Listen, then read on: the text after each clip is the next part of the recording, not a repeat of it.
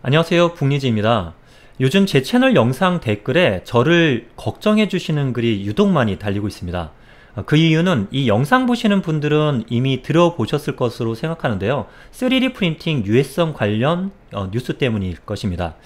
짧게 이 상황을 다시 요약해 보자면 이렇습니다. 최초 보도는 금주에 YTN 보도가 있기 1년도 전인 지난해 2020년 8월 달에 인터넷 신문인 오마이뉴스에 처음 기사가 나왔습니다. 제목은 이렇습니다. A 과학고 교사들 잇단 희귀한 육종 3D 프린터 공포 확산이라는 제목이었는데요. 과학고 교사 중 한 명이 희귀암으로 분류되는 육종암에 걸렸는데 그 교사가 평소 3D 프린터를 수업에 많이 활용해 왔다는 것이었습니다. 그리고 같은 학교의 다른 교사도 한 명이 육종암, 또 다른 지역의 한 과학고의 교사 한 명도 육종 진단을 받았다는 내용이었는데요. 제가 정확히 기억하는데 이 기사 이후에 전국의 메이커 스페이스, 그리고 3D 프린터 제작업체, 그리고 3D 프린팅 교육업체 등이 엄청난 타격을 입게 되었습니다.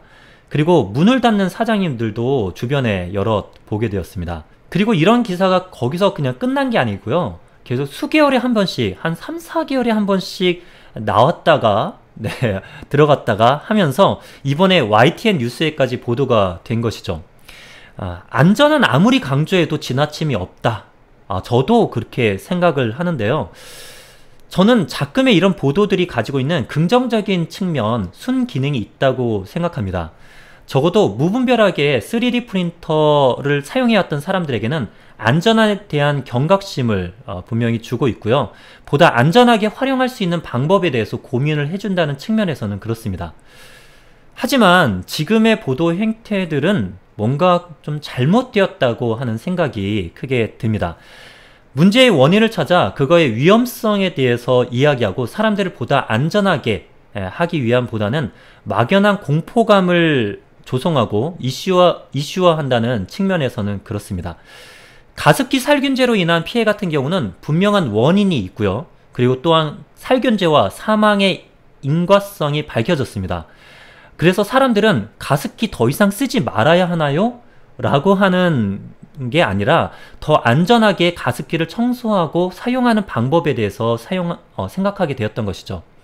하지만 지금의 3D 프린터 관련 보도가 안전한 사용보다는 시민들의 3D 프린터에 대한 공포를 조장한다는 점에서는 유감스러운 바입니다. 통계를 아주 잘하지 못하지만 통계에서는 인과관계와 상관관계에 대해서 이렇게 배운 적이 있습니다. 흡연을 하는 사람들의 평균 수명은 80세, 비흡연자의 평균 수명은 83세, 이런 통계가 있다고 했을 때 흡연이 수명을 단축시킨다 라는 결론을 도출하는 것은 상관관계를 인과관계로 잘못 오해한 그런 잘못된 결론 도출이라고 하는 설명이었습니다. 근데 언뜻 보면 정말 맞는 것 같지 않습니까? 네, 저도 처음에는 흡연이 낮은 평균 수명의 원인이네 하고 생각을 했는데요. 그때 교수님은 이렇게 말씀을 하셨습니다. 흡연을 많이 하게 되는 근무 환경이 스트레스를 많이 받는 곳일 개연성이 높다. 그래서 스트레스가 건강에 얼마나 안 좋은지는 다들 알고 있듯이 낮은 수명의 근본 원인은 스트레스를 받게 되는 환경일 수 있다라는 그런 가능성에 대해서 이야기를 하셨습니다. 물론 담배는 몸에 해롭고 또 저 역시 담배를 피우고 있지는 않지만 흡연과 수명의 통계만 가지고 수명 단축의 원인은 흡연이다 라고 말하는 것은 잘못된 결론 도출일 수 있다는 점에서는 크게 동의하는 바입니다. 이제 3D 프린터의 안전으로 돌아와 한번 생각해 보죠. 과학고 교사들의 육종암 발병과 3D 프린터는 과연 인과관계일까요? 상관관계일까요? 저는 이것도 당연히 상관관계라고 생각합니다. 상관관계라면 앞에서 예로 들었던 스트레스와 같은 근본 원인이 무엇인지 밝혀져야만 하지 않을까요? 혹자는 그래도 3D 프린터가 플라스틱을 녹여서 굳히는 방식, FDM 3D 프린터를 두고 하시는 말씀 같습니다. 플라스틱을 녹이면서 발생하는 유해 물질과 미세먼지 등이 영향을 미칠 수 있지 않겠느냐라고 말씀을 하실 수 있습니다. 만일 그 말이 사실이라면 3D 프린터가 대중화되어서 이렇게 각 가정별로 또 학교에도 설치가 되고 사용되기 훨씬 앞서서 몇십 년, 수십 년간을 플라스틱을 녹여서 굳히는 방식으로 제품 생산을 해왔던 산업군이 있습니다.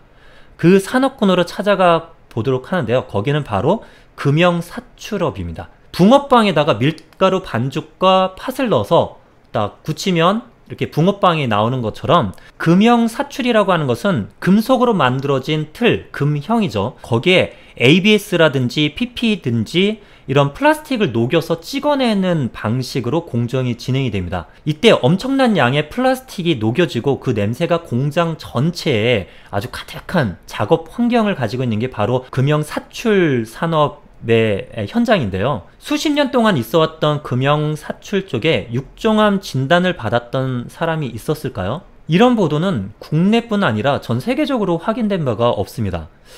그렇다면 혹시 3D 프린팅 제작에만 국한된 어떤 원인이 있는 것은 아닐까 하는 합리적인 의심을 할 수도 있겠는데요. 그러면 왜 3D 프린팅 업체에 종사하는 사람들 중에는 육종암에 걸렸다라는 사람이 없을까요? 지금 보고 계시는 사진은 체코에 있는 3D 프린터 제작업체인 푸르사라고 하는 회사의 공장 내부입니다. 이 업체의 프린터는요, 이 프린터 제작을 위한 부품 중 플라스틱 파츠는 모두 자신들이 만든 프린터를 이용해서 프린팅하는 방식으로 전 세계에 납품을 하고 있고, 이 공장, 프린팅 팜이죠. 이 프린팅 팜에서 24시간 가동되며 여기에 만들어진 파츠를 작업자가 오고 가며 수거를 하고 다시 출력을 걸고 하는 작업이 이루어집니다. 이곳에 근무하는 사람보다 더 오래 3D 프린팅을 했다 하고 자부하는 사람들은 그리 많지 않을 것입니다. 이것뿐이겠습니까? 3D 프린터 기술은 우리나라가 다른 나라에 비해 조금 늦게 접한 기술들이기 때문에 이미 선진 다른 나라에서는 많이 보급도 되어 있고 또 수많은 사례가 나왔어야 하는데 유독 우리나라에서 희귀암으로 분류되는 육종암에 걸린 사람들이 모두 과학고 교사인 것은 무슨 까닭일까요? 혹시 3D 프린터 외에 과학고라고 하는 특수한 환경에서 노출될 수 있는 다른 위험성이 있는 것은 아닐까? 그렇죠? 네, 과학고라고 하는 특성상 다양한 과학적인 어떤 재료라든지 화학약품이나 이런 것들을 취급할 수 있고 그 외에 우리가 모르는 것들을 다뤘을 수도 있기 때문이죠. 우리는 이런 의심을 해보고 그 근본 원인을 찾는 것이 숨겨진 위험으로부터 우리의 학생과 선생님을 안전하게 할 수 있는 방향이 아닐까 저는 그렇게 생각을 해봅니다. DC 인사이트라고 하는 사이트에서 이번 뉴스, YTN 뉴스에 대해서 보고보구가라고 하는 아이디 분이 분석을 하여 올려놓으신 내용이 참 흥미로웠습니다. 뉴스에 3D 프린팅 유해성 실험 결과라는 내용으로 1급 발암물질인 자일렌이 검출되었다 라는 내용이 이렇게 막 공포감으로 다가오게끔 기사가 올라와 있는데요. 거기에 나오는 실험 결과라고 하는 거에 검출 단위가 ppm도 아닌 그의 1000분의 1인 ppb 수준으로 나왔다는 것이죠. 국내 노출 규정과 비교해보면 엄청나게 적은 양이 나왔던 것입니다. 그리고 미세먼지 지수도 가동 후 46이라는 최고치가 나왔다는 그래프를 보여주고 있었는데요. 이는 세계보건기구가 제시한 하루 동안에 나올 수 있는 양 해서 45 수치를 이야기하고 있는데 이것과 거의 비슷한 수치고요. 그리고 이것이 3일 동안 진행됐을 때의 최고 수치라는 점에서 문제가 크게 되지 않는 수치임을 알 수 있습니다. 이 결과를 보고 어떤 유저는 댓글에다가 3D 프린터가 이렇게 안전한지는 새삼 알게 됐습니다 라는 댓글을 남기기도 하셨더군요. 정상적인 실험을 했습니다. YTN은. 그런데 그 결과를 왜 이렇게 공포스럽게 바꿔서 내보내는 것인지 그 이유를 저는 잘 모르겠습니다. 왜 그런 걸까요? 뉴스를 보면 3D 프린터를 이용한 새로운 산업이 나날이 발전하고 있는 것을 알 수가 있습니다. 3D 프린터로 고기가 전혀 들어가지 않은 스테이크를 만들기도 하고요. 건물을 짓기도 하고 또 우주선도 만든다고 합니다. 치과에서는 임플란트를 했을 때 중간에 임시 치아를 3D 프린터로 출력한 지는 어제 오늘 일도 아니고요. 이런 기술들이 먼 나라 이야기가 아니라 누구나 한 번씩은 생각해보고 상상해볼 수 있는 그런 도전해볼 만한 것이 되기 위해서는 어려서부터 주변의 3D 프린터를 친숙하게 다뤄봤던 경험치가 바탕이 되지 않을까라는 생각이 들었습니다. 3D 프린터로 포켓몬을 출력하던 그 손길이 바이어 잉크를 이용해서 3D 프린터로 인체 장기를 출력할 수 있다라는 그런 사고의 확장이 이 3D 프린터에 대한 경험치가 바탕이 되지 않겠나라는 것입니다. 저는 3D 프린터가 무조건 안전하다고 말하는 것이 아닙니다. 레진 방식의 3D 프린터에 사용되는 레진의 위험성을 알아야 되고요. 분말 방식이 일으킬 수 있는 위험성도 반드시 알고 작업을 하셔야 될 것입니다. 또한 고체 플라스틱 필라멘트를 이용하는 FDM 방식의 프린터도 밀폐된 좁은 곳에서 장시간 3D 프린터를 돌리면 같은 공간에 있으면 호흡기 등의 건강에 안 좋습니다. 그것은 제가 직접 경험해 보았기 때문에 확신 있게 말씀드릴 수 있습니다. 그래서 저는 3D 프린팅을 할 때는 밀폐된 좁은 곳에서는 절대 하지 마시라 라고 이야기하고 있고요. 출력 중에 주기적으로 환기를 시키는 게 중요하다라는 이야기를 합니다. 칼은 위험한 도구지만 엄마의 손길에서는 맛있는 요리가 되어서 즐거운 가족끼리 저녁 식사를 하게끔 만들어줍니다.